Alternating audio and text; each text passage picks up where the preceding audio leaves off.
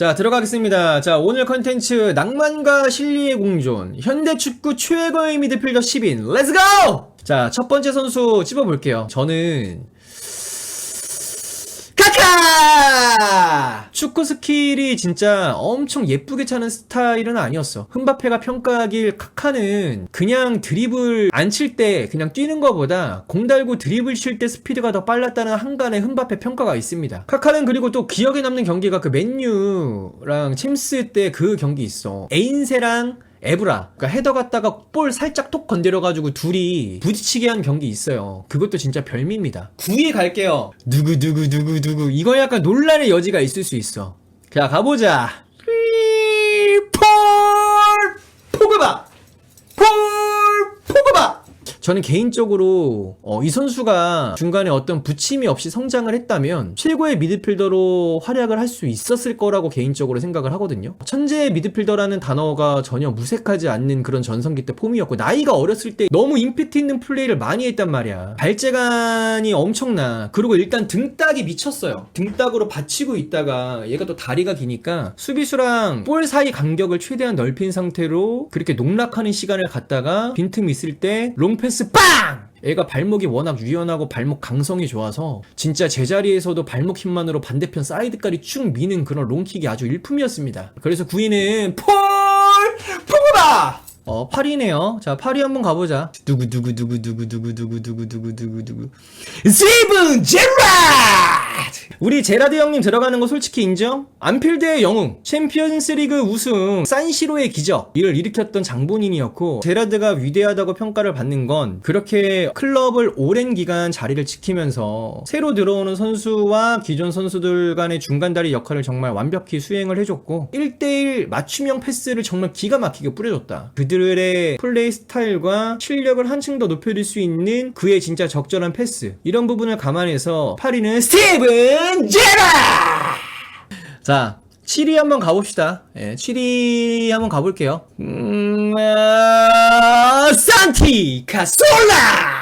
카솔라는 제가 뭐 아스날 팬이라서 넣은 건 아니고요. 피지컬 없이 정말 순수하게 천재적인 재능과 말도 안 되는 테크닉을 지닌 선수로 저는 항상 생각을 했던 게 카솔라기 때문에 제가 7위로 랭크를 시켰어요. 뭐 이해가 안 가시는 분들이 있을 수는 있어요. 이건 개인 성향이 반영된 탑10 선정이기 때문에 여러분들이 좀 많이 감안을 해주셨으면 좋겠네.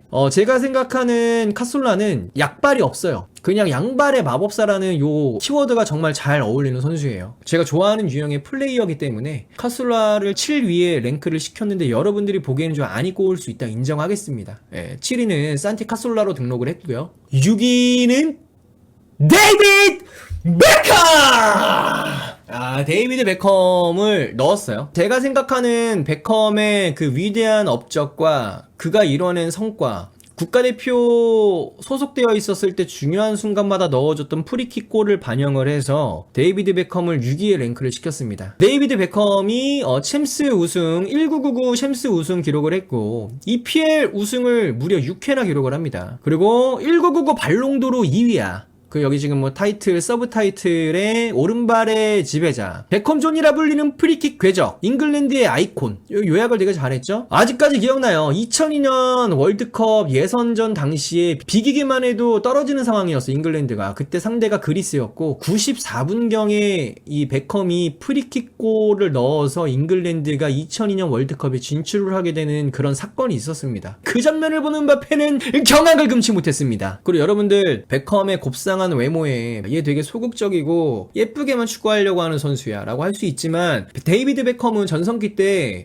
미드필더로 출전하면 11km, 12km는 우습게 뛰어다니는 선수였어요. 거의 박지성급으로 뛰어다녔단 말이야. 엄청 뛰어다니면서 굳은 일, 태클, 꼭 있어야 될 자리에 정말 위치를 했었던 되게 저돌성 있는 미드필더라고 저는 기억을 합니다. 자, 5위는 세리오 부스케츠! 5위에 랭크했습니다. 보이지 않는 지휘자. 월드컵 1회 우승했고요. 챔피언스리그 3회 우승, 라리가 9회 우승! 부스케츠는 저에게 축구의 새로운 맛을 알려줬어요. 그가 보이는 액팅, 전 액팅이라고 표현할게요. 축구에서 부스케츠만큼 상대 선수들을 베껴먹는 재미를 아는 플레이어가 누가 있어? 연기만으로. 저는 부스케치의 플레이를 정말 동경하고 있고 그 모션 플레이로 떨어져 나가는 수비수들을 보면서 수비형 미드필더로서의 꿈을 키워왔습니다. 어떻게 보면 플레이 스타일의 새로운 한 축을 제시를 했던 선수라고 저는 개인적으로 평가를 하고 있어요. 4위 한번 가볼까요?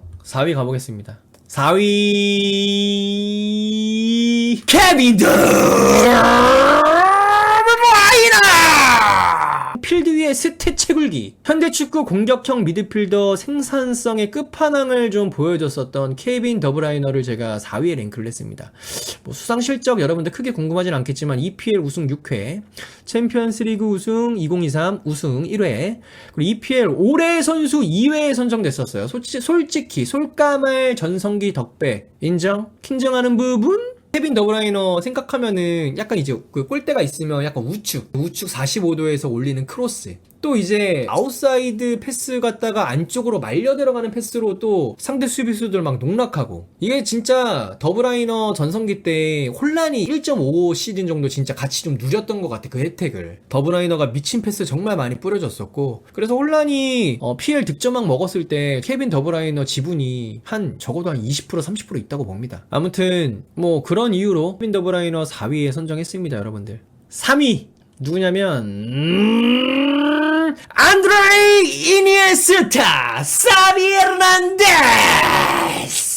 여러분들 솔직히 이것까지 좀 인정하죠? 공동 수상했어요. 사실 누구 하나 버리기가 어려웠어요. 전성기 때 보여줬던 말도 안 되는 그 미친 퍼포먼스와 개개인적으로도 되게 플레이 스타일이 독보적이고, 흠바페가 봤었을 때 이 두 선수는 같이 있었을 때 그 가치가 말도 안 되게 진짜 솟아나는 선수들이라서 이 둘을 그냥 묶어봤어요. 여러분들 뭐 전성기 때 바르샤 축구를 보신 분들이 몇 명이나 계신지 모르겠지만 정말 말도 안 되는 듀오였습니다. 사비 같은 경우는 수비형 미드필더에서 시작을 했다가 펩 가르디올라가 이제 공미로 올렸어요. 그거에 적응하는 게 본인도 약간 좀 힘들었다고 사비가 본인 스스로 인터뷰한 내용이 있어요. 근데 이제 그것을 극복했죠. 한꺼풀 벗겨내고 나니까 사비는 어느 순간 수비형 미드필더와 공미에서 모든 진짜 포지션을 섭렵한 선수가 됐어요. 그리고 무엇보다 일품이었던 거는 페널티 에어리어 안에 있는 세컨 스트라이커와 그냥 센터 포워드,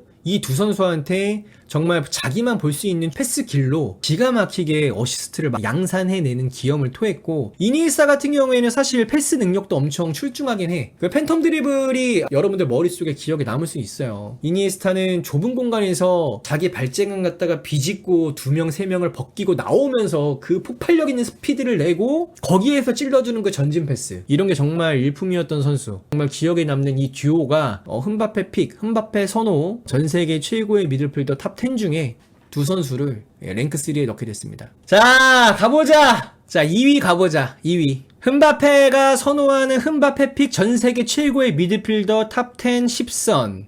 2위. 2위는 두구 루카 모드리치. 솔직히 루카 모드리치는 안 나올 수 없는 선수죠. 우리 인정해주자. 응? 2018 월드컵 준우승 때렸고 거의 제가 보기에는 멱살 잡고 끌어올렸어요. 크로아티아를 골든볼 수상을 했고요. 2018 발롱도르, 진짜 현역으로서 현재 AC밀란에서 미친 듯하게 이악 물고 본인을 극한까지 몰아넣고 있는 중원의 철인 루카 모드리치. 약간 좀 스타일리시한 뭔가 본인의 시그니처가 있죠. 아웃프론트. 루카 모드리치는 그냥 인사이드 패스보다 제가 보기엔 지금 아웃프론트가 더 정확해. 인정? 한 타이밍 빨라. 보통 수비수들이 발을 놓고서 오른발로 찰 거라고 생각을 하지만 루카 모드리치는 지린발을 놓기 전에 그냥 이게 깎아버린다. 이 한 템포 빠른 패스가 축구학적으로 미친 그런 영향은 어마어마한 겁니다. 이 아웃프론트 패스를 할 수 있냐 없냐가 진짜 본인의 플레이 폭을 이만큼 넓혀줘요. 효율 극강입니다. 예, 하기가 힘들어서 그렇지 연습 좀 많이 해보시면은 실제로 필드에서 플레이할 때 정말 많이 본인도 편해짐을 느낄 수 있습니다. 1위 가자.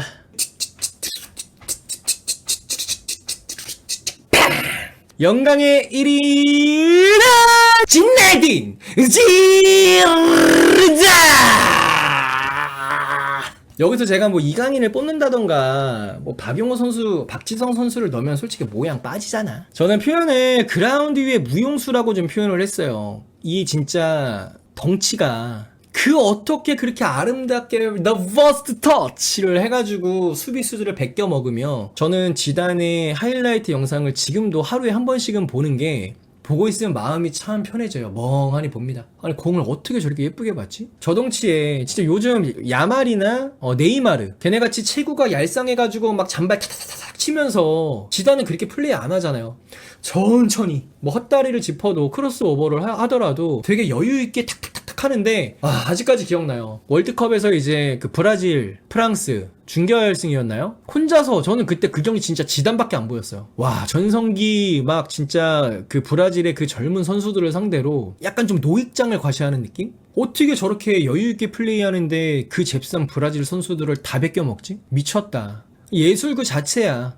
지단의 그라운드 위에서의 그 볼을 받는 제스처, 그리고 실제 컨트롤, 그리고 이어지는 드리블 모션 자체는 진짜 너무 아름다운 그 자체라서 결국 1위는 지단으로 귀결될 수밖에 없었다 라는 게 그냥 저희 선택이었습니다. 여러분들 뭐 진짜 본인이 원하는 선수가 안 들어가서 섭섭할 수는 있겠죠. 근데 어디까지나 이거는 흥바페 픽이에요. 여러분들 저를 이해해 주실 수 있으시죠?